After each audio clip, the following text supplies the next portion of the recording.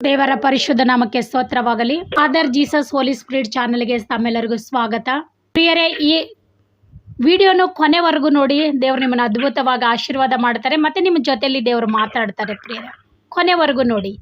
ನಾವು ಇವತ್ತಿನ ದಿನದಲ್ಲಿ ಕೀರ್ತನೆ 19ನೇ ಅಧ್ಯಾಯದಿಂದ 14ನೇ ವಚನದವರೆಗೂ ನಾವು ಓದ್ತಾ ಇದ್ದೀವಿ. ಪ್ರಿಯರೇ, ಕೆಲವು ವಚನದ ಮೂಲಕವಾಗಿ ದೇವರು ನಮ್ಮೊಟ್ಟಿಗೆ ಮಾತಾಡುವುದಕ್ಕಿದ್ದಾರೆ. ನಾವು ಆ ಮಾತುಗಳನ್ನು ಶ್ರದ್ಧೆಯಿಂದ ಕೇಳುವಂಥವರಾಗಿರೋಣ. ದೇವರು ನಿಮ್ಮೆಲ್ಲರನ್ನ ಆಶೀರ್ವದಿಸಲಿ. ಕೀರ್ತನೆ 19 1ನೇ ವಚನದಿಂದ ನಾವು 14ನೇ ವಚನದವರೆಗೂ ನಾವು ಓದಿಕೊಳ್ಳೋಣ.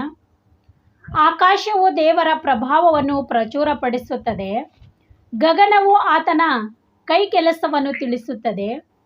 ದಿನವೂ ದಿನಕ್ಕೆ ಪ್ರಕಟಿಸುತ್ತಿರುವುದು, ರಾತ್ರಿ ರಾತ್ರಿಗೆ ಅರುಹುತ್ತಿರುವುದು. ಶಬ್ದವಿಲ್ಲ, ಮಾತಿಲ್ಲ, ಅವುಗಳ ಸ್ವರ ಕೇಳಿಸುವುದಿಲ್ಲ. ಆದರೂ ಅವುಗಳ ಪ್ರಭುತ್ವವು ಭೂಮಿಯಲ್ಲೆಲ್ಲ ಪ್ರಸರಿಸಿದೆ. ಅವುಗಳ ನುಡಿಗಳು ಲೋಕದ ಕಟ್ಟಕಡೆಯವರೆಗೂ ವ್ಯಾಪಿಸುತ್ತಿರುತ್ತದೆ. ಅಲ್ಲಿ ದೇವರು ಸೂರ್ಯನಿಗೋಸ್ಕರ ಗುಡಾರವನ್ನು ಏರ್ಪಡಿಸಿದ್ದಾನೆ. ಅವನು ತನ್ನ ಮಂಟಪದೊಳಗಿಂದ ಬರುವ ಮದಲಿಂಗನೋ ಎಂಬಂತೆ ಹೊರಟು ಬರುವನು. ಅವನು ಸೂರ್ಯನಂತೆ ತನಗೆ ನೇಮಕವಾದ ಮಾರ್ಗದಲ್ಲಿ ಓಡುವುದಕ್ಕೆ ಉಲ್ಲಾಸಗೊಂಡಿದ್ದಾನೆ. ಆಕಾಶದ ಒಂದು ಕಡೆಯಿಂದ ಹೊರಟು ಮತ್ತೊಂದು ಕಡೆಗೆ ಬರುತ್ತಾನೆ. ಅವನ ಬಿಸಿಲಿಗೆ ಮರೆಯಾದದ್ದು ಒಂದೂ ಇಲ್ಲ. ಯೆಹೋವನ ಧರ್ಮಶಾಸ್ತ್ರವು ಲೋಪವಿಲ್ಲದು, ಅದು ಪ್ರಾಣವನ್ನು ಉಜ್ಜೀವಿಸ ಮಾಡುವುದು. ಯೆಹೋವನ ಕಟ್ಟಳೆಗಳೇ ನಂಬಿಕೆಗೆ ಯೋಗ್ಯವಾದದ್ದು, ಬುದ್ಧಿಹೀನರಿಗೆ ವಿವೇಕ ಪ್ರಧಾನವಾಗಿದೆ. ಯೆಹೋವನ ನೇಮಗಳು ನೀತಿಯುಳ್ಳವುಗಳಾಗಿವೆ, ಮನಸ್ಸನ್ನು ಹರ್ಷಿಸುತ್ತವೆ. ಯೆಹೋವನ ಆಜ್ಞೆ ಪವಿತ್ರವಾದದ್ದು, ಕಣ್ಣುಗಳನ್ನು ಕಳೆಗೊಳಿಸುತ್ತವೆ. ಯೆಹೋವನ ಭಯ ಪರಿಶುದ್ಧವಾಗಿದೆ, ಅದು ಶಾಶ್ವತವಾದದ್ದೇ. ಯೆಹೋವನ ವಿಧಿಗಳು ಯಥಾರ್ಥವಾದವುಗಳೇ, ಅವು ಕೇವಲ ನ್ಯಾಯವಾಗಿವೆ. ಅವು ಬಂಗಾರಿಗಳಿಗಿಂತಲೂ ಅಪರಂಜಿಗಿಂತಲೂ ಅಪೇಕ್ಷಿಸತಕ್ಕವುಗಳು. ಅವು ಜೇನಿಗಿಂತಲೂ ಶೋಧಿಸಿ ಜೇನು ತುಪ್ಪಗಳಿಗಿಂತಲೂ ಸಿಹಿಯಾಗಿವೆ. ಅವುಗಳ ಮೂಲಕ ನಿನ್ನ ದಾಸನಿಗೆ ಎಚ್ಚರಿಕೆಯಾಗುತ್ತದೆ. ಅವುಗಳನ್ನು ಕೈಗೊಳ್ಳುವುದರಿಂದ ಬಹಳ ಫಲ ಉಂಟಾಗುತ್ತದೆ. ತನ್ನ ತಪ್ಪುಗಳನ್ನೆಲ್ಲ ತಿಳಿದುಕೊಳ್ಳುವವನು ಯಾವನು? ಮರೆಯಾದವುಗಳಿಂದ ನನ್ನನ್ನು ನಿರ್ಮೂಲ ಮಾಡು. ಅದಲ್ಲದೆ ಬೇಕೆಂದು ಪಾಪ ಮಾಡದಂತೆ ನಿನ್ನ ದಾಸನನ್ನು ಕಾಪಾಡು. ಅಂಥ ಪಾಪಗಳು ನನ್ನನ್ನು ಆಳದಿರಲಿ. ಆಗ ನಾನು ತಪ್ಪಿಲ್ಲದವನಾಗಿ ಮಹಾ ದ್ರೋಹಕ್ಕೆ ಒಳಗಾಗುವುದಿಲ್ಲ. ಯೆಹೋವನೇ ನನ್ನ ಶರಣನೇ, ನನ್ನ ವಿಮೋಚಕನೇ. ನನ್ನ ಮಾತುಗಳು ನನ್ನ ಹೃದಯದ ಧ್ಯಾನವಾಗಿ ನಿನಗೆ ಸಮರ್ಪಕವಾಗಿರಲಿ. ಆಮೆನ್. ಹಲ್ಲೆಲೂಯಾ. ಸ್ತೋತ್ರ ದೇವ. ಇಲ್ಲಿ ಕೀರ್ತನೆ ಭಾಗದಲ್ಲಿ ನಾವು ನೋಡಬೇಕಾದ್ರೆ 1ನೇ ವಚನದಲ್ಲಿ ಆಕಾಶವು ದೇವರ ಪ್ರಭಾವವನ್ನು ಪ್ರಚುರಪಡಿಸುತ್ತದೆ. ಅಂದರೆ ಆಕಾಶ ದೇವರ ಬೆಳಕನ್ನು ಪ್ರಚುರಪಡಿಸ್ತದೆ, ಅಂದರೆ ಭೂಮಿಗೆಲ್ಲ ತಿಳಿಸುತ್ತದೆ. ದೇವರ ಪ್ರಭಾವ ಏನು ಅನ್ನೋದನ್ನು ಬೆಳಕು ಕೊಟ್ಟು ಭೂಮಿಗೆ ತಿಳಿಯ ಬರ್ತದೆ. ಪ್ರಿಯ, ಗಗನವು ಆತನ ಕೈ ಕೆಲಸವೇ. ಅಂದರೆ ಲೋಕದಲ್ಲಿ ಭೂಮಿ ಗಗನ ಇವೆಲ್ಲವೂ ದೇವರ ಕೆಲಸವಾಗಿದೆ. ಪ್ರಿಯರೇ, ಅದು ದಿನ ದಿನಕ್ಕೂ ಪ್ರಕಟಿಸುತ್ತದೆ. ರಾತ್ರಿ ರಾತ್ರಿಗೆ ಅದು ಹರಿಯುತ್ತಿರುತ್ತದೆ ಎಂಬುದಾಗಿ ವಾಕ್ಯದಲ್ಲಿ ನಮಗೆ ಸ್ಪಷ್ಟವಾಗಿ ತಿಳಿಸಲ್ಪಡುತ್ತದೆ. ಪ್ರಿಯರೇ, 4ನೇ ವಚನದಲ್ಲಿ ಆದರೂ ಅವುಗಳ ಪ್ರಭುತ್ವವು ಭೂಲೋಕದಲ್ಲೆಲ್ಲ ಪ್ರಸರಿಸಿದೆ. ಅವುಗಳ ನುಡಿಗಳು ಲೋಕದ ಕಟ್ಟಕಡೆವರೆಗೂ ವ್ಯಾಪಿಸುತ್ತವೆ. ನೋಡಿ ಪ್ರಿಯರೇ, ದೇವರ ವಾಕ್ಯಗಳು ಲೋಕದ ಕಡೆವರೆಗೂ ಹರಡ್ಕೊಂಡಿದೆ ಎಲ್ಲ ಕಡೆಗೂ. ಈಗ ಯಾವ ಊರ್ದಲ್ಲಿ ತಾನೇ ಯೇಸು ಸ್ವಾಮಿ ಯಾರು ಅಂತ ನಮಗೆ ಗೊತ್ತಿಲ್ಲ ಅಂತ ಯಾರಾದರೂ ಹೇಳ್ತಾರ? ಎಲ್ಲ ಕಡೆನೂ ಕೂಡ ದೇವ್ರ ವಾಕ್ಯ ಹಬ್ಬಿದಾವೆ ಪ್ರಿಯರೇ. ವ್ಯಾಪಿಸಿದೆ ಅಂದರೆ ಎಲ್ಲ ಕಡೆನೂ ಹವರಿಸಿದೆ. ಅಲ್ಲಿ ದೇವರು ಸೂರ್ಯನಿಗೋಸ್ಕರ ಒಂದು ಗುಡಾರವನ್ನು ಏರ್ಪಡಿಸಿದ್ದಾನೆ ನೋಡಿ. ಆಕಾಶದಲ್ಲಿ ಸೂರ್ಯನಿಗೆ ಒಂದು ಮನೆ ಕೊಟ್ಟಿದ್ದಾರೆ ದೇವರು. ಮನೆ ಕೊಟ್ಟುಬಿಟ್ಟು ಅವರಿಗೊಂದು ಕೆಲಸ ನೇಮಿಸಿದ್ದಾರೆ. ಏನಂದ್ರೆ, ನೀನು ಹಗಲನ್ನು ಆಳಬೇಕು, ನೀನನ್ನ ಜನರಿಗೆ ನೀ ಬೆಳಕು ಕೊಡಬೇಕು ಅಂತ ಸೂರ್ಯನಿಗೆ ಒಂದು ಕೆಲಸವನ್ನು ಕೊಟ್ಟು ಅವನಿಗೊಂದು ಮನೆಯನ್ನು ಏರ್ಪಡಿಸಿ ಆ ಮನೆಯಲ್ಲಿ ದೇವರ ಆತನಿಗೆ ಇರಿಸಿದ್ದಾನೆ. ಯಾರನ್ನ? ಸೂರ್ಯನ. ಆದರೆ ಲೋಕದಲ್ಲಿ ಅನೇಕ ಜನರು ಸೂರ್ಯನೇ ದೇವ್ರ ಅಂದ್ಕಸಂದಿ ಬೆಳಗ್ಗೆ ಎದ್ದಿದ ತಕ್ಷಣ ಗಂಧ ಕಡ್ಡಿ ಹಚ್ಚಿ ತಿರುಗಾಡ್ಕೊಂಡು ಪೂಜೆ ಮಾಡೋದು ನೀವೆಷ್ಟೋ ಜನರು ನೋಡ್ತೀರಾ. ಅಲ್ಲೆಲ್ಲೂಯ್ಯ. ಆದರೆ ಸೂರ್ಯನು ದೇವರ ಅಲ್ಲ ಅನ್ನೋದೇ ನಮಗೆ ವಾಕ್ಯ ಸ್ಪಷ್ಟವಾಗಿ ತಿಳಿಸಲ್ಪಡುತ್ತದೆ. ಹಾಲೆಲೂಯ್ಯ. ಅಲ್ಲಿ ದೇವರು ಸೂರ್ಯನಿಗೋಸ್ಕರ ಗುಡಾರವನ್ನು ಏರ್ಪಡಿಸಿದ್ದಾನೆ. ಯಾಕೆ ಅಂದರೆ ಅವನು ಲೋಕಕ್ಕೆ ಬೆಳಕು ಕೊಡಬೇಕಾಗಿದೆಯಲ್ಲ, ಅದಕ್ಕೆ ಅವನು ಇರುವುದಕ್ಕೋಸ್ಕರ ಒಂದು ಗುಡಾರ, ಒಂದು ಸ್ಥಳವನ್ನು ಆತನಿಗೆ ನೇಮಿಸಿಟ್ಟಿದ್ದಾನೆ ಪ್ರಿಯರೇ. ಹಾಲೆಲೂಯ್ಯ.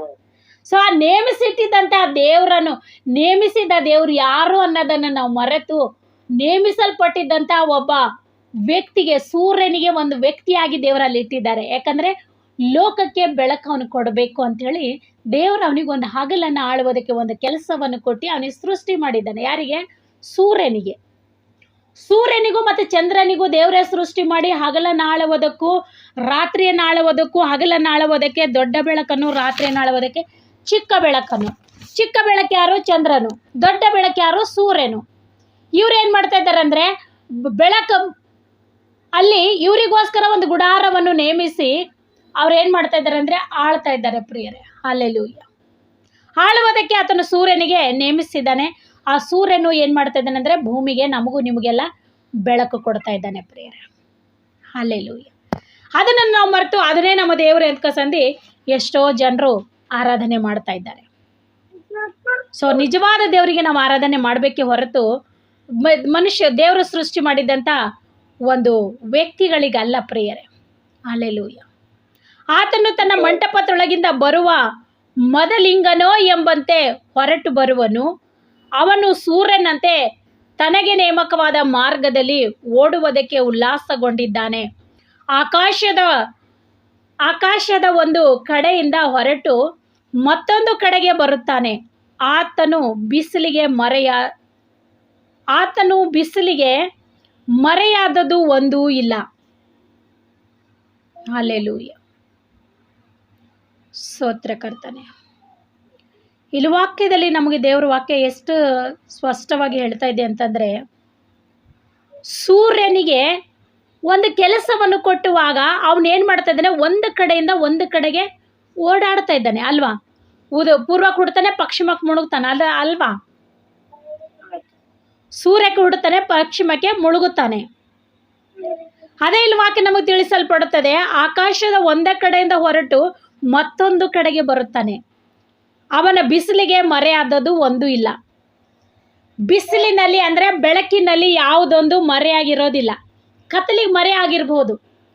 ಭೂಲೋಕದಲ್ಲಿ ನಡೀತಕ್ಕಂಥ ಒಂದೊಂದು ಕೆಲಸಗಳು ಕತ್ತಲೆಯಲ್ಲಿ ಮರೆಯಾಗಬಹುದು, ಆದರೆ ಬಿಸಿಲಿನಲ್ಲಿ ಯಾವುದು ಮರೆಯಾಗಿರಲ್ಲ ಪ್ರಿಯರೇ.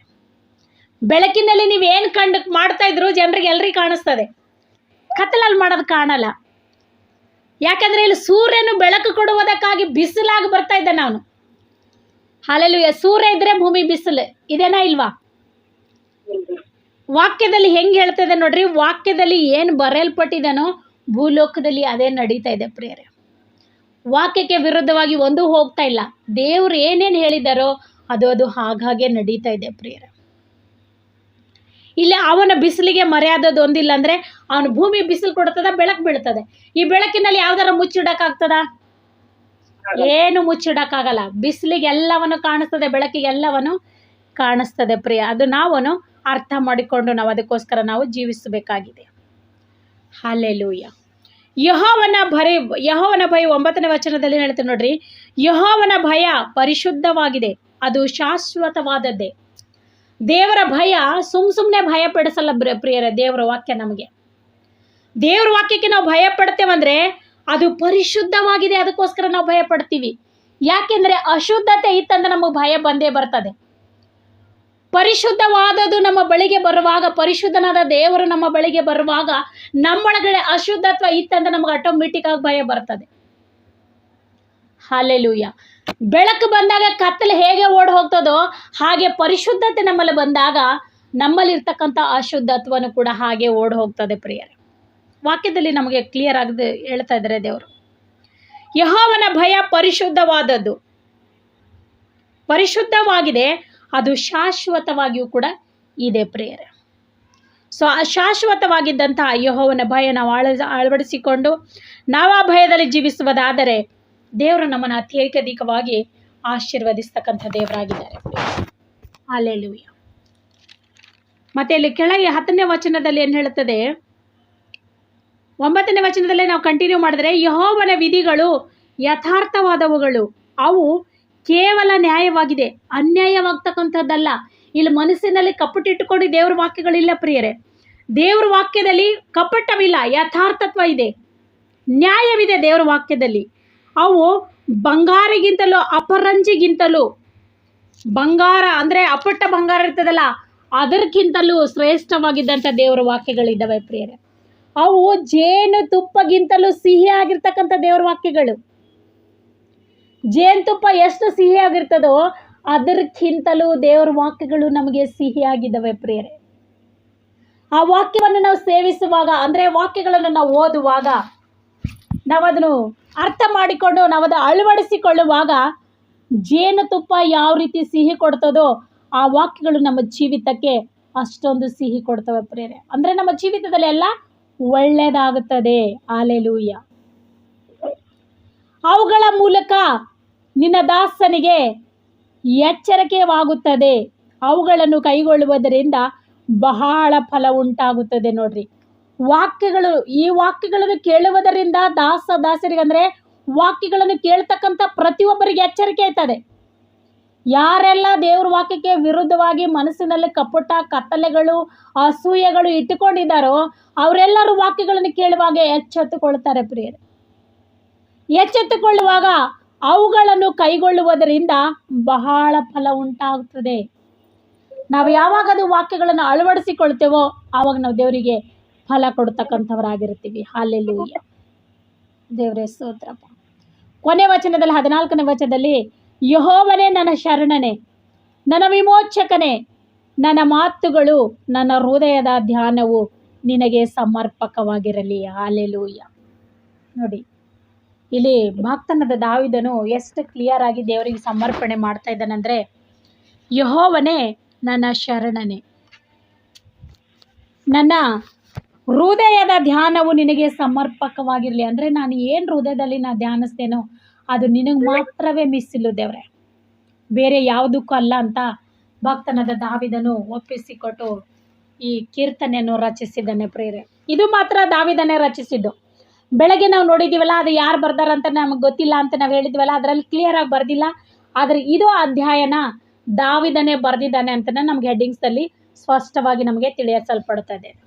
ಸೊ ದೇವ್ರ ಈ ವಾಕ್ಯವನ್ನು ಆಶೀರ್ವದಿಸಲಿ. ಸೊ ಕಳೆದ ವಾರದಲ್ಲಿ ಒಂದು ಪ್ರಾರ್ಥನೆ ಕೂಟ ಇತ್ತು, ಪ್ರಾರ್ಥನೆ ಕೂಟಕ್ಕೆ ಹೋಗಿ ಬಂದಿದ್ದಾರೆ. ಹಾಗೆ ಪ್ರತಿದಿನ ಪ್ರಾರ್ಥನೆಯಲ್ಲೂ ಅವರು ಭಾಗಿಯಾಗ್ತಾರೆ. ಸೊ ದೇವರು ಪ್ರಾರ್ಥನೆಯನ್ನು ಕೇಳಿ ದೇವರ ಕೂಟದಲ್ಲಿ ಅವರನ್ನು ಸ್ಪರ್ಶಿಸಿದ್ದಾರೆ ಎಂಬುದನ್ನು ನಾವು ನಂಬ್ತಕ್ಕಂಥವರಾಗಿದ್ದೇವೆ. ದೇವರು ಅವರನ್ನು ಮುಟ್ಟಿ ಅವ್ರ ಕೈ ಕಾಲು ಎರಡೂ ಹೇಳೋದಿಲ್ಲ ಪ್ರಿಯರೇ. ದೇವರು ಅವರನ್ನು ಮುಟ್ಟಿ ಕಾಲುಗಳನ್ನು ಎತ್ತಿ ಸ್ವಲ್ಪ ನಡೆಯೋದಕ್ಕೆ ದೇವರು ಸಹಾಯ ಮಾಡಿದ್ದಾರೆ. ಇನ್ನೂ ಅವ್ರಿಗೆ ಪರಿಪೂರ್ಣವಾದ ಸೌಖ್ಯ ಕೊಡಲಿ ಎಂಬುದಾಗಿ ವಿಡಿಯೋ ನೋಡ್ತಕ್ಕಂಥ ಪ್ರತಿಯೊಬ್ಬರು ಅವರಿಗೋಸ್ಕರ ಪ್ರಾರ್ಥನೆ ಮಾಡಿರಿ. ಅವ್ರ ಹೆಸರು ಬಂದು ರಾಜಶೇಖರ್ ಅಂತ. ಸೊ ಅವರಿಗೋಸ್ಕರ ನೀವೆಲ್ಲರೂ ಪ್ರಾರ್ಥನೆ ಮಾಡಿರಿ. ಎಲ್ಲರೂ ಪ್ರಾರ್ಥನೆ ಅನ್ನೋದು ಕೇಳಿ ದೇವರು ಅವರಿಗೆ ಅತಿ ಶೀಘ್ರದಲ್ಲಿ ಗುಣಪಡಿಸಲಿ.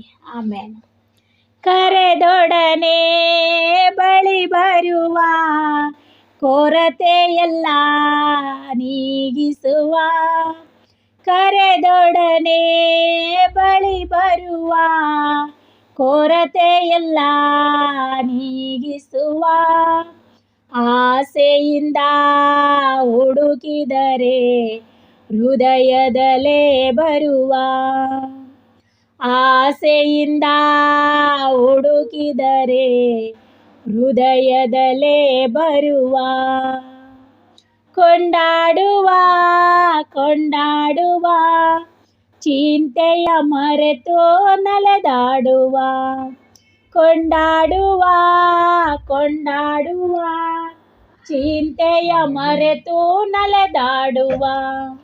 ಏಸು ರಾಜ ಬಂದಿರುವರು, ನಾವೆಲ್ಲ ಕೊಂಡಾಡುವ,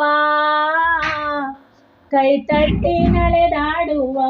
ಹಲ್ಲೆಲೂಯಾ, ಸ್ತೋತ್ರ ದೇವ. ಜೀವಿತದಲ್ಲಿ ದೇವರು ಮಾಡಿದಂತಹ ಒಂದು ಅದ್ಭುತ ದೇವರು ನಮ್ಮ ಜೀವಿತದಲ್ಲೂ ಮಾಡಿದ್ದಾರೆ. ದೇವರಿಗೆ ಮಹಿಮೆ ಉಂಟಾಗಲಿ. ಏನಂದರೆ 2-3 ದಿನದಿಂದ ನನಗೆ ಕಣ್ಣಿಗೆ ಕತ್ತಲೆ, ಆಮೇಲೆ ಎದೆ ನೋವು, ಕೂತಿದ್ರೆ ಫುಲ್ಲು ಕಣ್ಣು ಕತ್ತಲೆ ಬರ್ತಾಯಿತ್ತು. ಸೊ ನಾನೇನು ಆಸ್ಪತ್ರೆಗೆಲ್ಲ ಹೋಗಿಲ್ಲ, ನಾನು ಪ್ರಾರ್ಥನೆನೇ ಮಾಡಿದ್ದು. ದೇವ್ರೆ, ನನಗೆ ಆರೋಗ್ಯ ಕೊಡಪ್ಪ, ನೀನು ವೈದ್ಯರಲ್ಲಿ ವೈದ್ಯನು, ನಿಮ್ಮ ಮಹಾಗಣ ಬಗ್ಗೆದ ವೈದ್ಯನಾಗಿದೆ ಸ್ವಾಮಿ. ನಿನ್ನ ಹೊರತು ನಮಗೆ ಯಾವ ವೈದ್ಯನೂ ಇಲ್ಲ, ನೀವೇ ನಮ್ಮನ್ನು ಗುಣಪಡಿಸ್ಬೇಕು ದೇವ್ರೆ. ಈ ಕಣ್ಣಿಗೆ ಕತ್ತಲು ಬರೋದ್ರಿಂದ, ಆಮೇಲೆ ಈ ತಲೆ ಸುತ್ತೋದ್ರಿಂದ, ಈ ಎದೆ ನೋವಿನಿಂದ, ಈ ಬೆನ್ನು ನೋವಿನಿಂದ ಬಿಡುಗಡೆ ಮಾಡ್ರಿ ದೇವ್ರೆ ಅಂತ ಪ್ರಾರ್ಥನೆ ಮಾಡಿಕೊಂಡೆ. ಸೊ ಆಸ್ಪತ್ರೆಗೆ ಹೋಗ್ಲಾರ್ದೇ ದೇವರು ಗುಣಪಡಿಸಿದ್ದಾರೆ. ನಿನ್ನೆ ಎಲ್ಲ ಒಂಚೂರು ಕಣ್ಣಿಗೆ ಕತ್ತಲೆ ಬರಲಿಲ್ಲ, ಆದರೆ ಇವತ್ತು ಬೆಳಗ್ಗೆ ಸ್ವಲ್ಪ ಒಂದು 5-10 ನಿಮಿಷ ಏನೋ ಕಣ್ಣಿಗೆ ಕತ್ತಲೆ ಬಂತು. ಅದು ಸ್ನಾನ ಮಾಡೋಕ್ಕಂತ ಹೋದೆ, ಅಲ್ಲಿ ಬಾತ್ರೂಮ್ದಲ್ಲಿ ಇದ್ದಿನಾಗ ಕಣ್ಣಿಗೆ ಕತ್ತಲೆ ಬಂತು. ದೇವ್ರೆ, ಏನಪ್ಪ ಇದು ತಿರುಗಿ ಈ ಥರ ಬರ್ತಾ ಇದೆ, ಎಸ್ವೆ ಸಹಾಯ ಮಾಡು ಅಂತ ನಾನು ಬೇಡ್ಕೊಂಡೆ. ಮತ್ತೆ ಒಂದು 5-10 ನಿಮಿಷದಾಗೆಲ್ಲ ಕಡಿಮೆ ಆಯಿತು. ದೇವರು ತಕ್ಕ ಸಮಯದಲ್ಲಿ ದೇವರು ನಮ್ಮನ್ನು ಮುಟ್ಟಿ ಆಶೀರ್ವಾದ ಮಾಡಿದ್ದಾರೆ. ಎಲ್ಲ ಬಲಹೀನತೆಗಳಿಂದ ಬಿಡಿಸಿ ದೇವರ ಆರಾಧನೆ ನಡೆಸುವುದಕ್ಕೆ ದೇವರು ಕಾರ್ಯ ಮಾಡಿದ್ದಾರೆ. ದೇವರಿಗೆ ಸಾಕ್ಷಿ ಕೇಳಿ ಮಹಿಮೆ ಹೊಂದಲಿ. ಸಮಯದಲ್ಲಿ ನಾವು ವಾಕ್ಯಕ್ಕೆ ಹೋಗುವಂಥವರಾಗಿರೋಣ. ಹಲ್ಲೆಲೂಯಾ. ಲೂಕನ್ ಬರೆದ ಸುವಾರ್ತೆ 6ನೇ ಅಧ್ಯಾಯ ತೆಗಿರಿ. ಲೂಕ 6. ಹಲ್ಲೆಲೂಯಾ. ಲೂಕ 6ನೇ ಅಧ್ಯಾಯ 1ನೇ ವಚನದಿಂದ ನಾವು ಕೆಲವು ವಚನಗಳನ್ನು ನಾವು ನೋಡುವಂಥವರಾಗಿರೋಣ.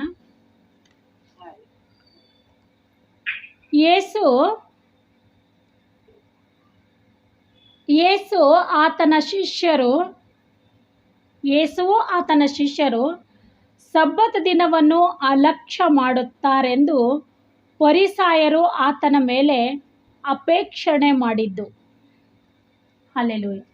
ಇಲ್ಲಿ ವಾಕ್ಯದಲ್ಲಿ ಯೇಸು ಸ್ವಾಮಿಗೆ ಅಲ್ಲಿರ್ತಕ್ಕಂಥ ಅವ್ರ ಸುತ್ತಮುತ್ತಲಿರ್ತಕ್ಕಂಥ ಫರಿಸಾಯರು, ನಿಮ್ಮ ಶಿಷ್ಯರು ಸಬ್ಬತ್ ದಿನವನ್ನು ಅಲಕ್ಷ್ಯ ಮಾಡ್ತಾರೆ ಅಂತ ಹೇಳ್ಬಿಟ್ಟು ಇಲ್ಲಿ ಫರಿಸಾಯರು ಯೇಸುವಿಗೆ ತೋರಿಸ್ಕೊಡ್ತಕ್ಕಂಥದ್ದು, ಹೇಳ್ತಕ್ಕಂಥದ್ದನ್ನು ನಾವು ಇವತ್ತಿನ ದಿನದಲ್ಲಿ ನೋಡಕ್ಕೆ ಹೋಗ್ತಾ ಇದ್ದೀವಿ ಪ್ರಿಯರೇ. ಹಲ್ಲೆಲೂಯಾ. 6ನೇ ಅಧ್ಯಾಯ 1ನೇ ವಚನದಲ್ಲಿ, ಒಂದಾನೊಂದು ಸಬ್ಬತ್ ದಿನದಲ್ಲಿ ಯೇಸು ಪೈರಿನ ಹೊಲಗಳನ್ನು ಹಾದು ಹೋಗುತ್ತಿರುವಾಗ ಆತನ ಶಿಷ್ಯರು ತೆನೆಗಳನ್ನು ಮುರಿದು ಕೈಗಳಲ್ಲಿ ಹೊಸಕಿಕೊಂಡು ತಿನ್ನುತ್ತಿದ್ದರು.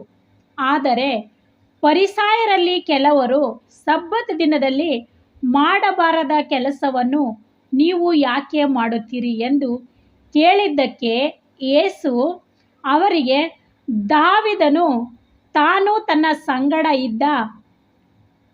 ಸಂಗಡವಿದ್ದವರು ಹಸಿದಾಗ ಏನು ಮಾಡಿದನೆಂಬುದು ನೀವು ಓದಲಿಲ್ಲವೋ? ಅವನು ದೇವರ ಮಂದಿರದೊಳಗೆ ಹೋಗಿ ಯಾಜಕರು ಮಾತ್ರವೇ ಹೊರತು ಮತ್ಯಾರು ತಿನ್ನಬಾರದ ನೈವೇದ್ಯದ ರೊಟ್ಟಿಗಳನ್ನು ತೆಗೆದುಕೊಂಡು ತಿಂದು ತನ್ನ ಸಂಗಡ ಇದ್ದವರಿಗೂ ಕೊಟ್ಟಿದ್ದನಲ್ಲ ಎಂದು ಉತ್ತರ ಕೊಟ್ಟು ಮನುಷ್ಯಕುಮಾರನು ಸಬ್ಬತ್ ದಿನಕ್ಕೆ ಒಡೆಯನಾಗಿದ್ದಾನೆ ಎಂದು ಹೇಳಿದನು. ಹಲ್ಲೆಲೂಯಾ. ದೇವರ ಪರಿಶುದ್ಧ ನಾಮಕ್ಕೆ ಸ್ತೋತ್ರವಾಗಲಿ. ನಾವು ಈ ವಾಕ್ಯಕ್ಕೋಸ್ಕರ ನಾವು ಪ್ರಾರ್ಥನೆ ಮಾಡೋಣ. ದೇವ್ರ ಈ ವಾಕ್ಯದ ಮೂಲಕವಾಗಿ ದೇವ್ರ ನಮ್ಮ ಒಟ್ಟಿಗೆ ಮಾತಾಡಲಿ, ಇದರಲ್ಲಿರ್ತಕ್ಕಂಥ ರಹಸ್ಯಗಳನ್ನು ದೇವ್ರು ತಿಳಿಯಪಡಿಸಲಿ ಎಂಬುದಾಗಿ ನಾವು ಪ್ರಾರ್ಥನೆ ಮಾಡಿಕೊಳ್ಳೋಣ. ಹಲ್ಲೆಲೂಯಾ. ಸ್ತೋತ್ರಪ್ಪ, ಸ್ತೋತ್ರ ಸ್ವಾಮಿ. ಪರಿಶುದ್ಧನು ಮಹೋನ್ನತನಾದ ದೇವರೇ, ನಿನಗೆ ಸ್ತೋತ್ರಪ್ಪ. ಹೌದು ಕರ್ತೆ, ಇದುವರೆಗೂ ಹಾಡಿನ ಮೂಲಕವಾಗಿ, ವರ್ಷದ ಮೂಲಕವಾಗಿ, ಪ್ರಾರ್ಥನೆ ಮೂಲಕವಾಗಿ, ಕೀರ್ತನೆ ಮೂಲಕವಾಗಿ ದೇವರೇ ನಿಮ್ಮ ನಾಮವನ್ನು ಘನಪಡಿಸಿದ್ದೇವಪ್ಪ. ನೀವು ತಾನೇ ಮಹಿಮೆ ಹೊಂದಿದ್ದಕ್ಕಾಗಿ ಸ್ತೋತ್ರ ಕರ್ತನೆ. ಅಪ್ಪ ವಾಕ್ಯ ಭಾಗಗಳನ್ನು ಕರ್ತನೆ ನಿಮ್ಮ ಕೈಗೆ ಒಪ್ಪಿಸ್ಕೊಡ್ತಾ ಇದ್ದಪ್ಪ. ಈ ವಾಕ್ಯ ಭಾಗವನ್ನು ದೇವರೇ ನಿಮ್ಮ ಹತೋಟಿ ತೆಗೆದುಕೊಳ್ಳ್ರಿ ಅಪ್ಪ. ನೀವು ತಾನೇ ದೇವರೇ ಈ ವಾಕ್ಯದ ಮೂಲಕವಾಗಿ ನೀವು ನಮ್ಮೊಟ್ಟಿಗೆ ಮಾತಾಡ್ರಿ ಸ್ವಾಮಿ. ಮಾತನಾಡೋ ನಾನೆಲ್ಲ ಕರ್ತನೆ, ನನ್ನ ಮುಖಾಂತರವಾಗಿ ದೇವರೇ ನೀವು ಮಾತಾಡ್ರಿ.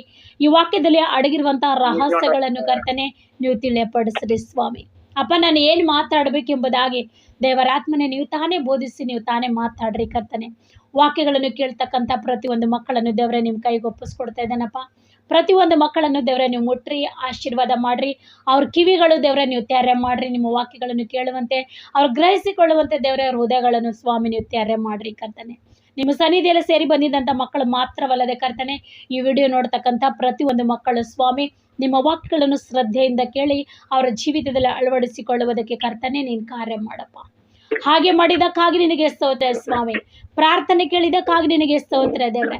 ಸ್ತುತಿ ಗಾನ ಮಾನ ಮಹಿಮೆಗಳು ಕೃತಜ್ಞತೆಗಳು ಆರಾಧನೆಗಳು ದೇವರೇ ನಿಮಗೆ ಸಮರ್ಪಣೆ ಮಾಡುತ್ತಾ ಯೇಸು ಕ್ರಿಸ್ತರ ಅಧಿಕಾರವುಳ್ಳ ನಾಮದಲ್ಲಿ ಪ್ರಾರ್ಥಿಸಿ ಬೇಡಿ ಹೊಂದಿರ್ತೇವೆ ನಮ್ಮ ಜೀವ ಇರುವಂಥ ಒಳ್ಳೆ ತಂದೆ.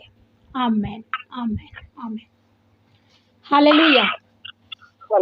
ದೇವರ ಪರಿಶುದ್ಧ ನಾಮಕ್ಕೆ ಸ್ತೋತ್ರವಾಗಲಿ. ಮುಂಜಾನೆ ವೇಳೆಯಲ್ಲಿ ದೇವರು ತನ್ನ ಜೀವಳ ವಾಕ್ಯವನ್ನು ಹೇಳುವುದಕ್ಕೆ ದೇವರು ಸಹಾಯ ಮಾಡಿದ್ದಕ್ಕಾಗಿ ನಾನು ದೇವರಿಗೆ ಸ್ತೋತ್ರ ಮಾಡ್ತೀನಿ. ಅದೇ ರೀತಿ ಕರ್ತನ ಸನ್ನಿಧಾನದಲ್ಲಿ ಸೇರಿ ಬಂದಿದ್ದಂಥ ನನ್ನ ಪ್ರೀತಿಯ ಸಹೋದರ ಹಾಗೂ ಸಹೋದರಿಯರಿಗೆ ಬೇಗನೆ ಬರುವ ಯೇಸು ಕ್ರಿಸ್ತನ ನಾಮದಲ್ಲಿ ವಂದಿಸುವಂಥವಳಾಗಿದ್ದೇನೆ. ಹಲ್ಲೆಲೂಯಾ. ವಾಕ್ಯದಲ್ಲಿ ಸ್ಪಷ್ಟವಾಗಿ ತಿಳಿಸಲ್ಪಡುತ್ತದೆ, ಒಂದಾನೊಂದು ಸಬ್ಬತ್ ದಿನದಲ್ಲಿ ಏಸು ಪೈರಿನ ಹೊಲಗಳನ್ನು ಹಾದು ಹೋಗುತ್ತಿರುವಾಗ ಆತನ ಶಿಷ್ಯರು ತೆನೆಗಳನ್ನು ಮುರಿದು ಕೈಗಳಲ್ಲಿ ಹೊಸಕಿ ತಿನ್ನುತ್ತಿದ್ದರು. ಹಲ್ಲೆಲೂಯಾ. ನೋಡಿ, ಯೇಸು ಸ್ವಾಮಿ ಪ್ರತಿ ಒಂದೊಂದು ದಿನಗಳಲ್ಲೂ ಒಂದು ಊರಿನಿಂದ ಇನ್ನೊಂದು ಊರಿಗೆ ಅವ್ರ ಸೇವೆಗೆ ಹೋಗ್ತಾ ಇದ್ರು. ಹಳ್ಳಿ ಪಳ್ಳಿಗಳಿಗೆ ಎಲ್ಲ ಗ್ರಾಮಗಳಿಗೂ ಪಟ್ಟಣಗಳಿಗೂ ಹೋಗಿ ಅವರು ಅಲ್ಲಿ ಕುಷ್ಠರೋಗಿಗಳನ್ನು ಗುಣಪಡಿಸ್ತಾ ಇದ್ರು, ಪಾರ್ಶ್ವ ರೋಗಿಗಳನ್ನು ಗುಣಪಡಿಸ್ತಾ ಇದ್ರು. ದೇವರ ರಾಜ್ಯದ ಕುರಿತಾಗಿ ಅವರು ಸುವಾರ್ತೆ ಸಾರ್ತಾ ಇದ್ರು. ಇಲ್ಲಿ ಒಂದು ದಿವಸ ಏನು ಮಾಡ್ತಾ ಇದ್ದಾರೆ, ಸಬ್ಬತ್ ದಿನ ಅಂದರೆ ಅದು ಭಾನುವಾರ ದಿನ ಆಗಿರ್ಬೋದು. ಸಬ್ಬತ್ ದಿನ ಅಂತಂದರೆ ಬೈಬಲಲ್ಲಿ ಆ್ಯಕ್ಚುಲಿ ಸಬ್ಬತ್ ದಿನ ಅಂತಂದರೆ ಶನಿವಾರ ದಿನ ಅಂತ ಬರೆಯಲ್ಪಟ್ಟಿದೆ. ಆ 7ನೇ ದಿನ ಸಬ್ಬತ್ ದಿನ, ಇದು ವಾರದ ಮೊದಲನೇ ದಿನ ಬಂದು ಇದನ್ನು ಪುನರುತ್ಥಾನ ಹೊಂದಿದಂಥ ದಿನವಾಗಿದೆ. ಸೊ ಇದು 2 ದಿನನೂ ಕೂಡ ನೀವು ಯಾವುದು ಕೆಲಸ ಮಾಡಬಾರ್ದು ಅಂತಲೇ ನಮಗೆ ವಾಕ್ಯದಲ್ಲಿ ಹೇಳಲ್ಪಟ್ಟಿದೆ. ವಿಮೋಚನಾ ಕಾಂಡದಲ್ಲಿ ಅದು ಬರೆಯಲ್ಪಟ್ಟಿದೆ. ವಾರದ 7ನೇ ದಿನ ಮತ್ತು ವಾರದ ಮೊದಲನೇ ದಿನ, ಇವೆರಡು ದಿನವು ಕರ್ತನಿಗೆ ಮೀಸಲಾಗಿದ್ದಂಥ ದಿನಗಳಾಗಿದ್ದೇವೆ. ಇದರ ದಿನದಲ್ಲಿ ನೀವು ಯಾವುದು ಕೆಲಸವನ್ನು ಮಾಡಬಾರ್ದು ಅಂತ ವಾಕ್ಯ ಹೇಳುತ್ತದೆ ನಮಗೆ. ಸೊ ಇಲ್ಲಿ ಈ ಸಬ್ಬತ್ ದಿನದಲ್ಲಿ ಆತನು ಯೇಸು ಸ್ವಾಮಿ ಪೈರಿನ ಹೊಲಗಳನ್ನು ದಾಟಿ ಹೋಗುವಾಗ, ಅಂದರೆ ಬೆಳೆಗಳು ಇರ್ತಕ್ಕಂಥ ಹೊಲಗಳನ್ನು ದಾಟಿಕೊಂಡು ಇನ್ನೊಂದು ಊರಿಗೆ ಅವರು ಹೋಗ್ತಾ ಇದ್ರು. ದಾರಿದಲ್ಲಿ ಹೋಗುವಾಗ ಹೊಲಗಳಿದ್ದಾವೆ, ಆ ಹೊಲದಲ್ಲಿ ತೆನಿಗಳು ಬಿಟ್ಟಿದ್ದಾವೆ. ಅದು ರಾಗಿ ತೆನೆ ಆಗಿರಬಹುದು, ಗೋಧಿ ತೆನೆ ಆಗಿರಬಹುದು, ಅಥವಾ ಜೋಳ ತೆನೆನೂ ಕೂಡ ಆಗಿರಬಹುದು. ಇಲ್ಲಿ ತೆನೆಗಳಂತ ಮಾತ್ರವೇ ಬರೆಯಲ್ಪಟ್ಟಿದೆ. ಇದು ಏನು ತೆನೆ ಇಲ್ಲ ಅಂತ ನಮಗೆ ಗೊತ್ತಿಲ್ಲ. ಅದು ರಾಗಿ ಆಗಿರ್ಬೋದು, ಅಥವಾ ಗೋಧಿ ಆಗಿರ್ಬೋದು, ಅಥವಾ ಜೋಳ ಆಗಿರ್ಬೋದು. ಅದರ ಬೈಬಲ್ನಲ್ಲಿ ಹೆಚ್ಚಿನ ಸಂಖ್ಯೆಯಲ್ಲಿ ಗೋಧಿ ತೆನೆಗಳಂತಾನೆ ಎಲ್ಲ ಕಡೆ.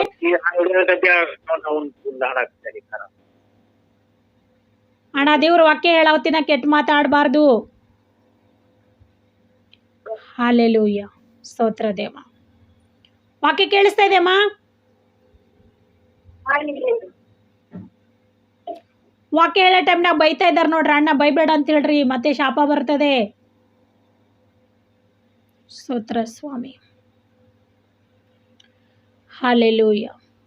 ಇಲ್ಲಿ ಒಂದಾನೊಂದು ದಿವಸ ಸಬ್ಬತ್ ದಿನದಲ್ಲಿ ಯೇಸು ಪೈರಿನ ಹೊಲವನ್ನು ದಾಟಿ ಹೋಗುತ್ತಿರುವಾಗ ಆತನ ಶಿಷ್ಯರು ತೆನೆಗಳನ್ನು ಮುರಿದು ಕೈಗಳಲ್ಲಿ ಹೊಸಕಿಕೊಂಡು ತಿನ್ನುತ್ತಿದ್ದರು.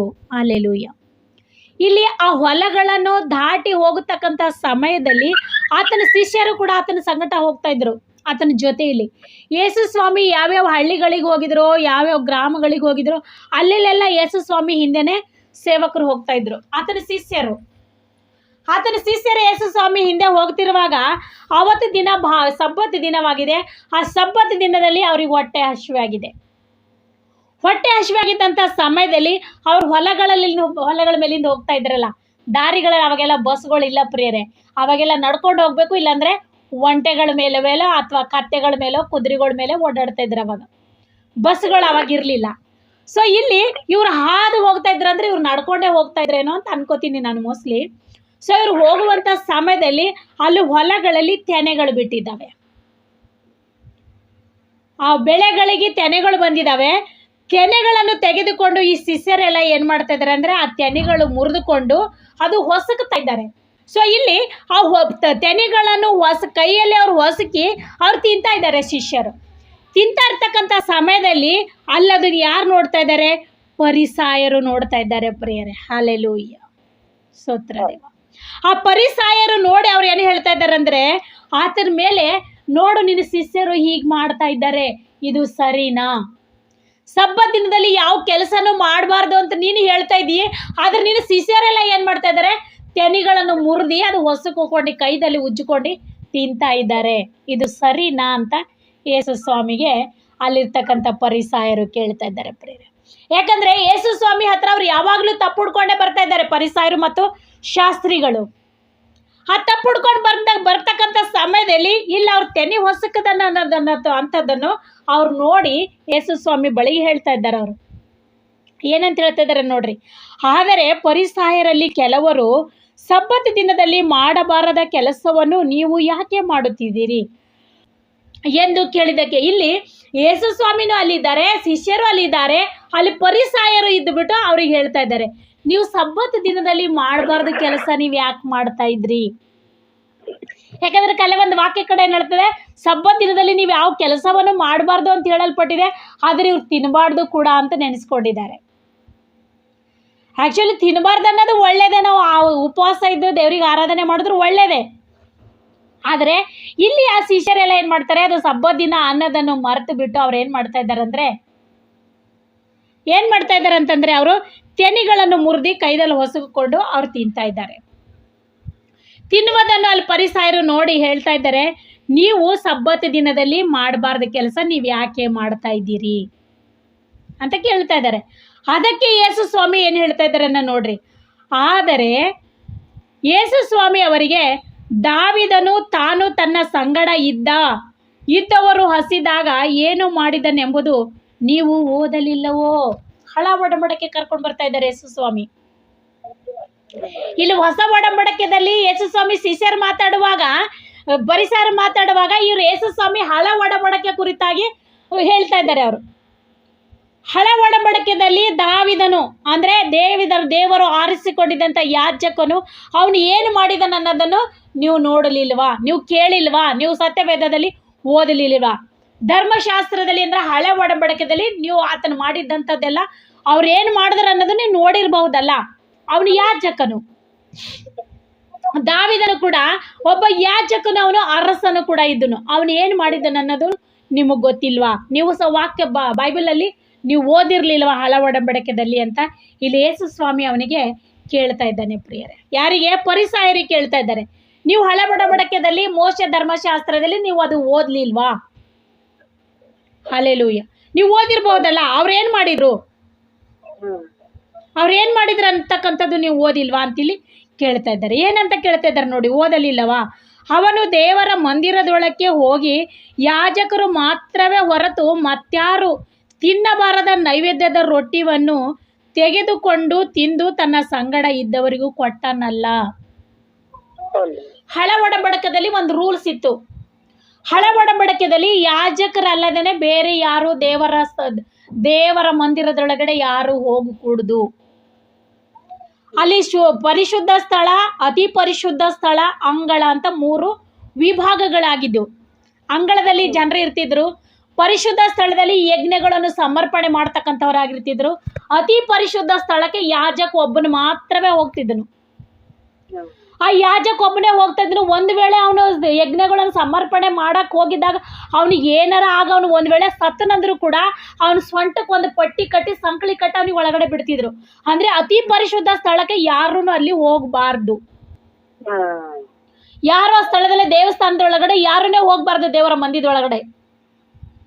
ಆ ರೀತಿ ಪದ್ಧತಿ ಆಗಿನ ಕಾಲದಲ್ಲಿ ಇತ್ತು.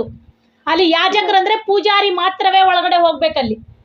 ಆ ಪೂಜಾರಿಗೆ ಬಿಟ್ಟು ಬೇರೆ ಯಾರೇ ಆಗ್ಲಿ, ಹೋಮ ಸಮರ್ಪಣೆ ಮಾಡೋದಕ್ಕೆ ಬಂದಿನವರಾಗ್ಲಿ, ಯಜ್ಞ ಸಮರ್ಪಣೆ ಮಾಡೋದಕ್ಕೆ ಬಂದಿದ್ದವರಾಗ್ಲಿ, ಬೇರೆ ಯಾರು ಒಳಗಡೆ ಹೋಗಂಗಿಲ್ಲ. ದೇವ್ರ ಸನ್ನಿಧಿಯಲ್ಲಿ. ಹಳೆ ಒಡಂಬಡಿಕೆಯಲ್ಲಿ ತುಂಬಾ ರೂಲ್ಸ್ ಅಂಡ್ ರೆಗ್ಯುಲೇಷನ್ಸ್ಗಳಿದ್ವು ಪ್ರಿಯರೇ. ತುಂಬಾ ಪರಿಶುದ್ಧತೆಯಿಂದ ನಡ್ಕೊಂಡು ಹೋಗ್ತಿದ್ರು ಅವರು. ಒಂಚೂರು ಏನಾರ ಹೆಚ್ಚು ಕಡಿಮೆ ಇದ್ರೆ ಅವ್ರು ಅಲ್ಲೆಲ್ಲೇ ಸತ್ತು ಹೋಗ್ತಿದ್ರು, ಅಲ್ಲೆಲ್ಲೇ ದೇವ್ರು ಅವರಿಗೆ ಸಂಹಾರ ಮಾಡ್ತಾ ಇದ್ರು. ಅಂದ್ರೆ ದೇವರು ಅಷ್ಟು ಉಗ್ರ ಕೋಪ ಉಳ್ಳವರಾಗಿದ್ದಿದ್ರು ಆದಿ ಕಾಲದಲ್ಲಿ ದೇವ್ರು, ತಂದೆಯಾದ ದೇವರು. ಅಲ್ಲಿ ಅವ್ರು ಹೇಳ್ತಾ ಇದ್ದಾರೆ, ಪರಿಸಾಯರಿಗೆ ಯೇಸು ಸ್ವಾಮಿ ಹೇಳ್ತಾ ಇದ್ದಾನೆ, ಅಲ್ಲಿ ದಾವಿದನು ಕೂಡ ಏನ್ ಮಾಡಿದಾನಂತ ನೀವು ಓದಲಿಲ್ವಾ ವಾಕ್ಯದಲ್ಲಿ? ಅವನೇನ್ ಮಾಡಿದಾನಂದ್ರೆ ಯಾಜಕರು ಮಾತ್ರವೇ ಒಳಗಡೆ ಹೋಗ್ಬೇಕಾಗಿತ್ತು. ಆದ್ರೆ ಯಾಜಕರು ಹೋಗೋದಲ್ಲದೇನೆ ಯಾಜಕ ಹೋಗಿದ್ದು ಅಲ್ಲಿ ನೈವೇದ್ಯ ಮಾಡಿದಂತ ಪ್ರಸಾದ ಅವನು ತಿಂದಿದ್ದಲ್ದೇನೆ ಮತ್ತೆ ಅಲ್ಲಿ ಸಂಗಡ ಇದ್ದವರಿಗೆ ಅವನು ಕೊಟ್ಟಿಲ್ವಾ ಅಂತ ಅವ್ರಿಗೆ ಉತ್ತರ ಕೊಡ್ತಾ ಇದ್ದಾರೆ ಯೇಸು ಸ್ವಾಮಿ. ಯಾಕಂದ್ರೆ ಇಲ್ಲಿ ನೈವೇದ್ಯದ ಪದಾರ್ಥ ಯಾಜಕರು ಮಾತ್ರವೇ ತಿನ್ಬೇಕು. ಈಗ ಪೂಜಾರಿ ಒಳಕ್ ಹೋದ್ರೆ ಅಂದ್ರೆ ಪೂಜಾರಿ ಮನೆಯವರೇ ತಿನ್ಬೇಕು. ಈಗ ಹಿಂದೂ ದೇವಸ್ಥಾನಗಳಲ್ಲೆಲ್ಲ ನೋಡ್ತಿರಲ್ಲ ನೀವು, ಅದು ಪೂಜಾಕ್ ಒಯ್ದಿದ್ದು ಅದು ಪೂಜಾರಿ ಮಾತ್ರನೇ ತಕೊಂಡು ಹೋಗ್ತಾನೆ, ಬೇರೆಗೆಲ್ಲ ಅವ್ನು ಕೊಡೋದೇ ಇಲ್ಲ. ಅದೇ ಪ್ರಕಾರ ಇಲ್ಲಿ ಯೆಹೋವ ದೇವರ ಸನ್ನಿಧಿಯಲ್ಲಿ ಕೂಡ ಅದೇ ರೀತಿ ಇದು ಏನಂತಾರೆ ರೂಲ್ಸ್ಗಳಿದ್ವು ಪ್ರಿಯರೇ. ಅಲ್ಲಿನೂ ಕೂಡ ಯಾರು ಒಳಗಡೆ ಹೋಗ್ಬಾರ್ದು, ಅಲ್ಲಿ ಬಂದಿದ್ದು ಯಾರು ತಿನ್ನಬಾರ್ದು. ಆದ್ರೆ ಇಲ್ಲಿ ದಾವಿದನ ಏನ್ ಮಾಡಿದನಂದ್ರೆ ದೇವಸ್ಥಾನದ ಒಳಗಡೆ ಹೋಗಿ ದೇವರ ಆಲಯದಲ್ಲಿ ಹೋಗಿಬಿಟ್ಟು ಅವನು ಪೂಜೆಗೆ ತಂದಿದ್ದಂತ ಸಾಮಾನು ಅಂದ್ರೆ ಯಜ್ಞಗಳನ್ನು ಸಮರ್ಪಣೆ ಮಾಡುವುದಕ್ಕೆ ತಂದಿದ್ದಂತ ನೈವೇದ್ಯದ ರೊಟ್ಟಿಗಳನ್ನು ತೆಗೆದುಕೊಂಡು ತಾನು ತಿಂದು ತನ್ನ ಸಂಗಡ ಇದ್ದವರಿಗೂ ಕೊಟ್ಟಿದ್ದನಲ್ಲ ಎಂದು ಉತ್ತರ ಕೊಟ್ಟನು. ಹಾಗಂತ ಹೇಳಿ ಮನುಷ್ಯ ಕುಮಾರನು ಯಾರಿಗೆ ಹೇಳ್ತಾ ಇದ್ದಾರೆ? ಅಲ್ಲಿರ್ತಕ್ಕಂಥ ಪರಿಸಾಯರಿಗೆ ಹೇಳ್ತಾ ಇದ್ದಾರೆ. ಸೊ ಹಳೆ ಒಡಂಬಡಿಕೆದಲ್ಲೂ ಇಲ್ಲಿ ಹಸಿವೆ ಆಗಿದ್ದಾಗ ತಿನ್ನಬಹುದಾಗಿತ್ತು. ಇವಾಗ ಹೊಸ ಒಡಂಬಡಿಕೆದಲ್ಲೂ ಕೂಡ ನಮ್ಮ ಶಿಷ್ಯರು ತಿಂತಾ ಇದ್ದಾರೆ. ಅದು ತಪ್ಪೆಂತೂ ನೀವು ಎಣಿಸಬೇಡ್ರಿ ಅನ್ನೋ ರೀತಿಯಲ್ಲಿ ದೇವರು ಯೇಸು ಸ್ವಾಮಿ ಇಲ್ಲಿ ಮಾತಾಡ್ತಾ ಇದ್ದಾರೆ ಪ್ರಿಯರ. ಹಲ್ಲೆಲೂಯ, ಸ್ತೋತ್ರ ದೇವ. ಸಂಗಡ ಇದ್ದವರಿಗೂ ಕೊಟ್ಟಿದ್ದನಲ್ಲ ಎಂದು ಉತ್ತರ ಕೊಟ್ಟನು. ಮನುಷ್ಯ ಕುಮಾರನು ಸಬ್ಬತ್ ದಿನಕ್ಕೆ ಒಡೆಯನಾಗಿದ್ದಾನೆ ಎಂದು ಅವರಿಗೆ ಹೇಳಿದನು. ಸಬ್ಬತ್ ದಿನಕ್ಕೆ ಒಡೆಯನು ಅಂದ್ರೆ ಈ ದೇವ್ರ ದಿನಕ್ಕೆ ಒಡೆಯನು ಅಂದ್ರೆ ಅವನ ರಾಜ್ಯನು. ಒಡೆಯ ಅಂದ್ರೆ ರಾಜ್ಯನು, ಅರಸನು. ಸಬ್ಬತ್ ದಿನಕ್ಕಾಗಿದ್ದಾನೆ ಹೊರತು ಅವ್ರು ತಿಂತಕ್ಕಂಥ ಪದಾರ್ಥಗಳಿಗಲ್ಲ. ಸೊ ಆ ಪದಾರ್ಥಗಳನ್ನ ಅವ್ರು ತಿನ್ನಬಹುದು, ಆದರೆ ಸಬ್ಬತ್ ದಿನ ಮಾತ್ರ ದೇವ್ರಿಗೆ ಮೀಸಲಾಗಿರ್ಬೇಕು. ಆ ದಿನದಲ್ಲಿ ನೀವು ದಿನನಿತ್ಯದ ಕೆಲಸ ಮಾಡಬಾರ್ದು. ಅಡಿಗೆ ಮಾಡ್ಕೊಂಡು ನೀವು ತಿನ್ರಿ, ಹೊಟ್ಟೆ ಹಸಿದ್ರೆ ನೀವು ತೆನೆಗಳನ್ನು ಮುರ್ಕೊಂಡು ಕೂಡ ನೀವು ತಿನ್ರಿ, ಆದರೆ ಅಸಡೆ ಮಾಡಬೇಡ್ರಿ.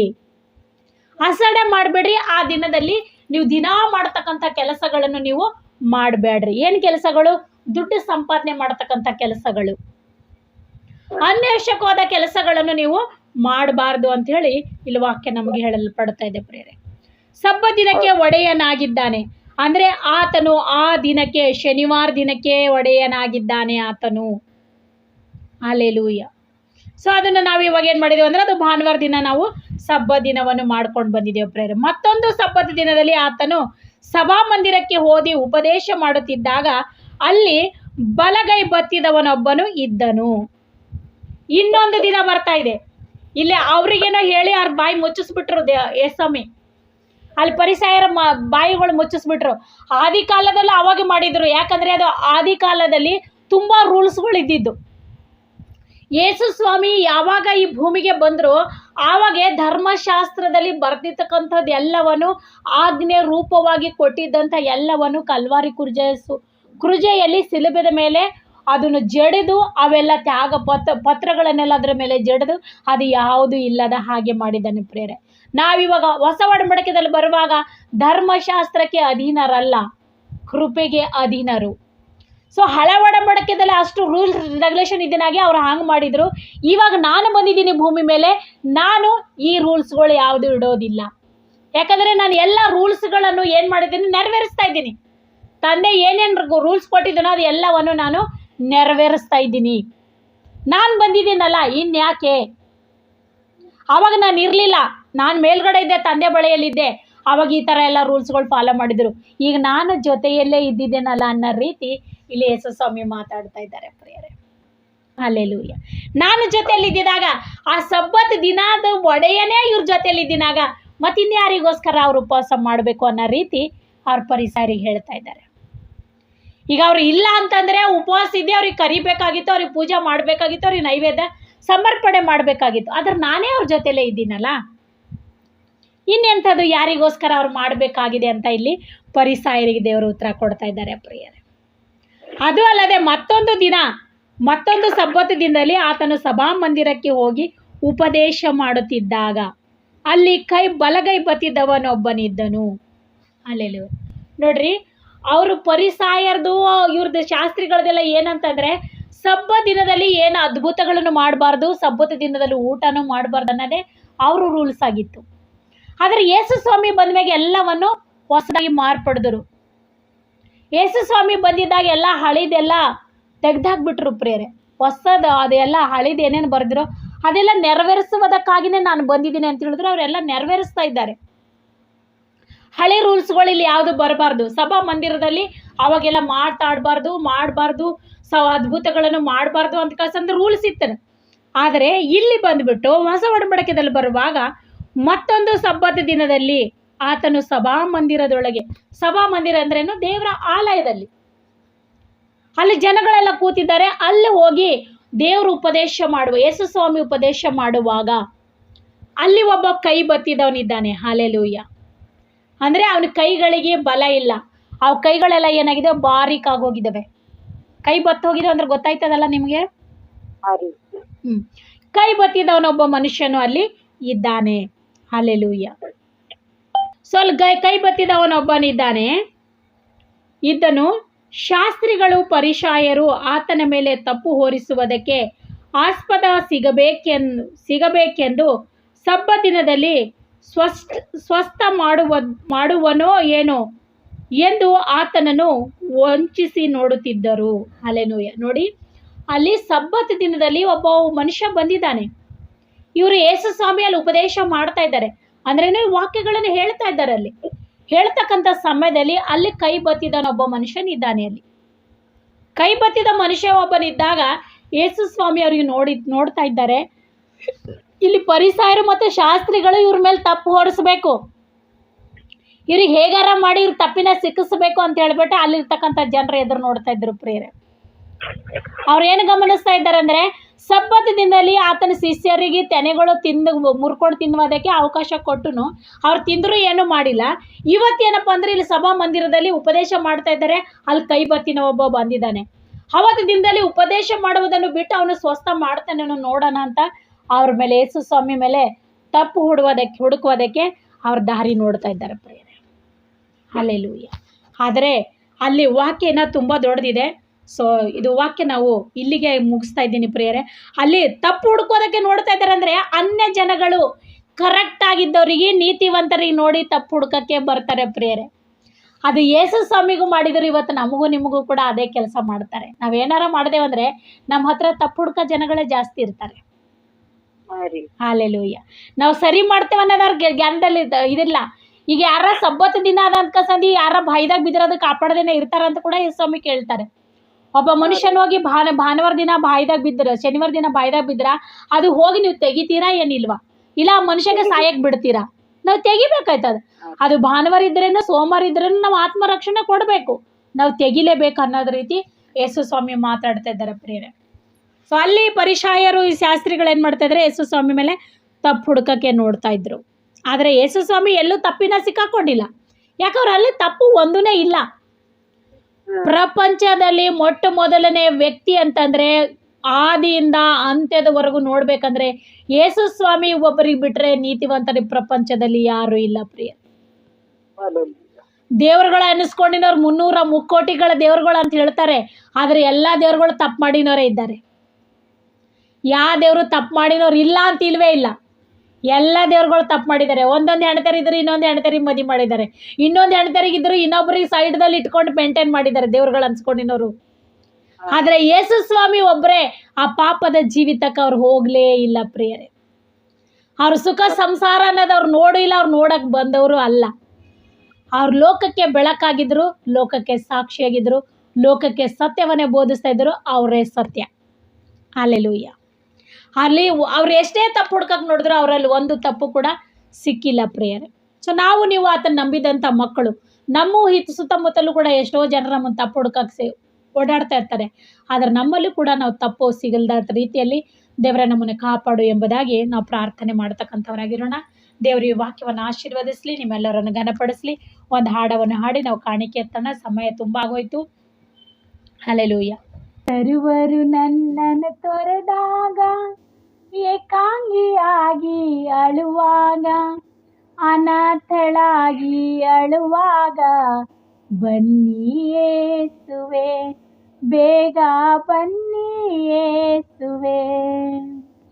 ಸರ್ವರು ನನ್ನನ್ನು ತೊರೆದಾಗ, ಏಕಾಂಗಿಯಾಗಿ ಅಲಿದಾಗ, ಅನಾಥಳಾಗಿ ಅಳುವಾಗ, ಬನ್ನಿ ಯೇಸುವೆ, ಬೇಗ ಬನ್ನಿ ಯೇಸುವೆ, ಬೇಗ ಬನ್ನಿ ಯೇಸುವೆ. ಸ್ನೇಹಿತರನ್ನು ನಂಬಿದ್ದೆ, ದ್ರೋಹ ಮಾಡಿದರು, ಬಂಧುಗಳೇ ನನ್ನ ಬೆನ್ನಲ್ಲಿ ಚೂರಿ ಹಾಕಿದರು. ಸ್ನೇಹಿತರನ್ನು ನಂಬಿದ್ದೆ, ದ್ರೋಹ ಮಾಡಿದರು, ಬಂಧುಗಳೇ ನನ್ನ ಬೆನ್ನಲ್ಲಿ ಚೂರಿ ಹಾಕಿದರು. ವೇದನೆ ಬರಿ ವೇದನೆ, ಬಾಳಲ್ಲಿ ಬರಿ ರೋದನೆ, ವೇದನೆ ಬರಿ ವೇದನೆ, ಬಾಳೆಲ್ಲ ರೋದನೆ. ಸರ್ವರು ನನ್ನನ್ನು ತೊರೆದಾಗ, ಏಕಾಂಗಿಯಾಗಿ ಅಲಿದಾಗ, ಅನಾಥಳಾಗಿ ಅಳುವಾಗ, ಬನ್ನಿ ಯೇಸುವೆ, ಬೇಗ ಬನ್ನಿ ಯೇಸುವೆ. ಹಲ್ಲೆಲೂಯಾ. ಸ್ನೇಹಿತರೇ ನನ್ನ ಬೆನ್ನಲ್ಲಿ ಚೂರಿ ಹಾಕಿದರು, ಯೇಸುವೆ ನಿಮ್ಮ ಪಾದವ ಹಿಡಿದು ಶಾಂತಿ ಬೇಡಿರುವೆ. ಬನ್ನಿ ಯೇಸುವೆ, ಅಭಯವ ನೀಡಿ ಯೇಸುವೆ. ಯೇಸುವೆ ನಿಮ್ಮ ಪಾದವ ಹಿಡಿದು ಶಾಂತಿಯ ಬೇಡಿರುವೆ. ಬನ್ನಿ ಯೇಸುವೆ, ಅಭಯವ ನೀಡಿ ಯೇಸುವೆ. ಸರ್ವರು ನನ್ನನ್ನು ತೊರೆದಾಗ, ಏಕಾಂಗಿಯಾಗಿ ಅಲಿದಾಗ, ಅನಾಥಳಾಗಿ ಅಳುವಾಗ, ಬನ್ನಿ ಯೇಸುವೆ, ಬೇಗ ಬನ್ನಿ ಯೇಸುವೆ. ಹಣಬಲ ಇರುವಾಗ ಹಲವಾರು ಮಿತ್ರರು ನನ್ನ ಹಿಂದೆ, ಅಂದವು ಚಂದವು ನನಗಿರಲು ಕೆಲವರು ನನ್ನ ಹಿಂದೆ. ಹಣಬಲವಿರಲು ಹಲವಾರು ಮಿತ್ರರು ನನ್ನ ಹಿಂದೆ, ಅಂದವು ಚಂದವು ನನಗಿರಲು ಕೆಲವರು ನನ್ನ ಹಿಂದೆ. ಬಡತನವು ಬಂದಾಗ ಯಾರಿಲ್ಲ ನನ್ನ ಜೊತೆಯಾಗಿ, ಬಡತನವು ಬಂದಾಗ ಯಾರಿಲ್ಲ ನನ್ನ ಜೊತೆಯಾಗಿ. ಮುಪ್ಪಲಿನ ದೇಹವು ಸುಕ್ಕಾದಾಗ ಯಾರಿಗೆ ಮುಪ್ಪಲಿ ದೇಹವು ಸುಕ್ಕಾದಾಗ ಯಾರಿಗೂ ನಾ ಬೇಡ.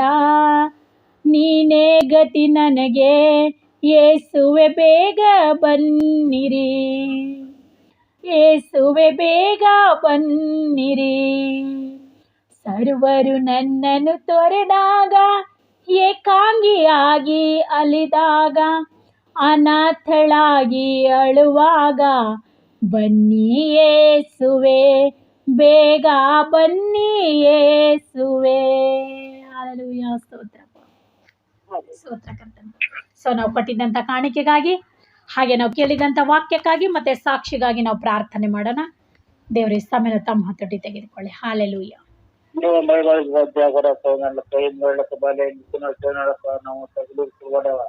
ಏನಪ್ಪ ಏನ ಹಿಂಗ ಹತ್ತಿ ಕುಂತಿದರಿ, ಅದು ಇಂಜೆಕ್ಷನ್ ಮಾಡಿಂದು ಪೈನ್ ಇಲ್ಲ ತಗೊಂತ ಇವ್ರು ಕೂಡ ಹತ್ತಿ ಕೂಡ್ಬೇಡ, ಹಿಂಗ ಅಜ್ಜಿ ಹಾಕ್ಬೇಡ. ಪ್ರಾರ್ಥನೆ ಮಾಡೋಣ. ಅದಕ್ಕೋಸ್ಕರ ಕೈ ನೋಯ್ತಾ ಇದೆ ಅಂತ ಇಂಜೆಕ್ಷನ್ ಮಾಡಿ ಸೊ ಪ್ರಾರ್ಥನೆ ಮಾಡೋಣ ನಾವು ಈ ಸಮಯದಲ್ಲಿ. ಹಲ್ಲೆಲೂಯಾ. ಸ್ತೋತ್ರಪ್ಪ, ಸ್ತೋತ್ರ ಸ್ವಾಮಿ. ಪರಿಶುದ್ಧನು ಮಹೋನ್ನತನಾದ ದೇವರೇ ನಿನಗೆ ಸ್ತೋತ್ರಪ್ಪ. ಹೌದು ಕರ್ತನೆ, ಇವತ್ತಿನ ದಿನದಲ್ಲಿ ಸ್ವಾಮಿ ವಾಕ್ಯದ ನಿಮಿತ್ತವಾಗಿ ದೇವರೇ ನೀವು ನಮ್ಮೊಟ್ಟಿಗೆ ಮಾತಾಡಿದ್ದೀರಾ. ನಿಮ್ಮ ವಾಕ್ಯಗಳನ್ನು ದೇವರೇ ನಾವು ಕೇಳಿದ್ದೇವೆ. ನಾವು ಕೇಳಿದಂಥ ವಾಕ್ಯಗಳು ಸಹಿತ ನಮ್ಮ ಹೃದಯದಿಂದ ತೆಗೆದುಕೊಳ್ಳದಂತೆ ದೇವರೇ ವಾಕ್ಯವು ನಮ್ಮ ಜೀವಿತದಲ್ಲಿ ಅಳವಡಿಸಿಕೊಂಡು ನಾವು ನಿಮಗೆ ಫಲ ಕೊಡ್ತಕ್ಕಂಥ ಮಕ್ಕಳಾಗಿ ದೇವರೇ ನೀವು ಮಾರ್ಪಡಿಸ್ರಿ. ಅದು ಮಾತ್ರವಲ್ಲದೆ ಕರ್ತನೆ, ಕೊಟ್ಟಿದ್ದಂಥ ಕಾಣಿಕೆಗಾಗಿ ನಿಮಗೆ ಸ್ತೋತ್ರ ದೇವರೇ. ಕೊಡಿರಿ ಕೊಡಲ್ಪಡುವುದೆಂಬುದಾಗಿ ಹೇಳಿದಿರಾ. ಕಾಣಿಕೆ ಕೊಟ್ಟಿದ್ದಂಥ ಮಕ್ಕಳನ್ನು ದೇವರೇ ನೀನು ಆಶೀರ್ವಾದ ಮಾಡು ಅಪ್ಪ. ಅದ್ರ ಮೂಲಕ ಬರ್ತಕ್ಕಂಥ ಎಲ್ಲ ಆಶೀರ್ವಾದಗಳನ್ನು ಕರ್ತನೆ ಮಕ್ಕಳು ನೋಡು ಹಾಗೆ ಕರ್ತನೆ ನೀನು ಕಾರ್ಯ ಮಾಡಪ್ಪ. ಕೊಡಲಾರ್ದಂಥ ಮಕ್ಕಳನ್ನು ಕೂಡ ದೇವರೇ ನಿನ್ನ ಕೈಗೆ ಒಪ್ಪಿಸ್ಕೊಡ್ತಿದ್ದಾನಪ್ಪ. ಮಕ್ಕಳು ಮುಂಬರುವ ದಿನದಲ್ಲಿ ನಿನಗೆ ಕೊಡ್ತಕ್ಕಂಥ ಮಕ್ಕಳಾಗಿ ದೇವರೇ ನೀವು ಮಾರ್ಪಡಿಸ್ರಿ. ಅದು ಮಾತ್ರವಲ್ಲದೆ ಕರ್ತನೆ, ಸಾಕ್ಷಿ ಹೇಳಿದಂಥ ಮಕ್ಕಳಿಗಾಗಿ ನಿಮಗೆ ಸ್ತೋತ್ರ ದೇವರೇ.